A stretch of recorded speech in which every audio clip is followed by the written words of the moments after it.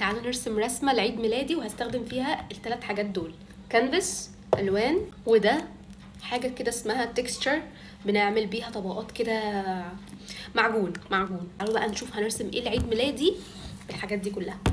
طبعا انا قررت ارسم كيك عشان انا جعانة، فاول حاجة جبت الكانفاس وقلم رصاص كده عشان احدد بس شكل الكيك اللي انا عايزاه. نيجي بقى للعك كله بجد.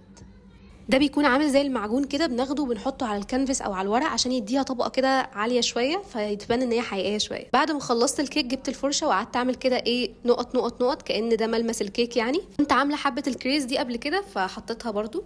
حبيت اعمل الخلفيه رمادي، وبعدين جبت القلم الجولد ده عشان اعمل بيه الطبق اللي فيه الكيك. معظم الادوات اللي انا استخدمتها النهارده من ارت مينيا، والكانفاس كان من 12 جاليري. جبت بقى الجليتر علشان ننقل الرسمه دي لحته تانية خالص، وغرقت الرسمه جليتر. بعد ما خلصت جبت بقى حاجه اسمها فارنش او ورنيش عشان يديني لمعه كده وطبقه حمايه للرسمه. وبس كده، قولوا لي رايكم وتعالوا كلوا معايا الكيك دي.